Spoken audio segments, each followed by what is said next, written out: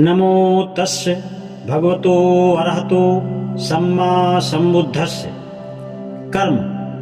क्या बौद्धों का कर्म का सिद्धांत ब्राह्मणी कर्म के सिद्धांत के समान ही है? इन दोनों में रात दिन का अंतर है। बुद्ध के धम्म का कोई भी दूसरा ऐसा सिद्धांत नहीं है जिसने इतनी भ्रांति पैदा की हो जितनी इस कर्म के सिद्धांत ने। बुद्ध के धम्म इस कर्म का क्या स्थान है और इसका वास्तविक महत्व क्या है, यह पहले ही बताया जा चुका है। अनभिज्ञ हिंदू नासमझी के कारण ही केवल शब्दों की समानता की तुलना करके कहते हैं कि बौद्ध धर्म वही है जो ब्राह्मणवाद अथवा हिंदू धर्म है, अर्थात बौद्ध धर्म व हिंदू धर्म एक ही है। ब्राह्मणों का शिक्षित और रूढ़िवादी वर्ग भी यही कहता है।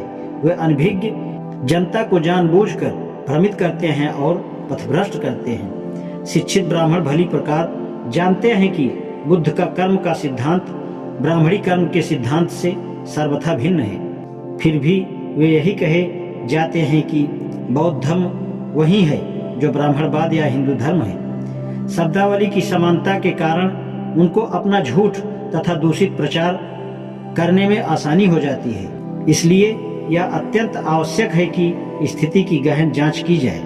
भगवान बुद्ध का कर्म का सिद्धांत शाब्दिक समानता में कितनी अधिक क्यों न हो, किंतु वह अर्थ में ब्राह्मणी कर्म के सिद्धांत के समान नहीं हो सकता। दोनों की मूल स्थापनाएं एक दूसरे के परस्पर इतनी अधिक भिन्न है कि परिणाम एक हो ही नहीं सकता। दोनों के दो भिन्न परिणाम होने ही चाहिए।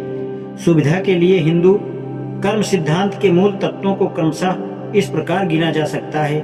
हिंदू कर्म सिद्धांत आत्मा की मान्यता पर निर्भर करता है, किंतु बौद्ध सिद्धांत नहीं करता। यथार्थ में बौद्ध धर्म में आत्मा है ही नहीं। ब्राह्मणी कर्म का सिद्धांत वंशानुगत है। यह जन्म जन्मांतर चलता रहता है। इसका कारण यह है कि यह आत्मा के संसरण को मानता है। बौद्ध धर्म के कर्म सिद्धांत के बारे में यह बात सत्य नहीं है। यह इसलिए भी है क्यों बौद्ध धर्म में आत्मा नहीं है। हिंदू कर्म सिद्धांत आत्मा के अस्तित्व पर आधारित है, जो शरीर से पृथक मानी जाती है। जब शरीर मरता है तो आत्मा उसके साथ नहीं मरती, आत्मा फुर से उड़ जाती है। बौद्ध धर्म के कर्म सिद्धांत के बारे में यह बात सत्य नहीं है।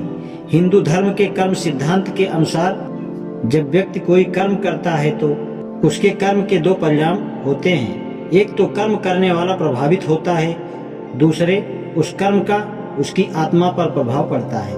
वह जो भी कर्म करता है उसका आत्मा पर प्रभाव पड़ता है। जब व्यक्ति मरता है और आत्मा उसका शरीर छोड़कर निकल भागती है तो आत्मा उन संस्कारों से संस्कृत रहती है। यह संस्कार ही है जो उसके भावी जन्म और स्थिति का निर्धारित करते हैं। हिंदू आत्मवाद बौद्ध अनात्मवाद में कुछ भी मेल नहीं है। इन कारणों से बौद्ध धर्म का कर्म सिद्धांत और हिंदू धर्म का कर्म सिद्धांत न एक जैसा है और न एक जैसा हो सकता है। इसलिए बौद्ध धर्म के कर्म सिद्धांत और ब्राह्मणी कर्म सिद्धांत को एक ही बताना एकदम मूर्खता है।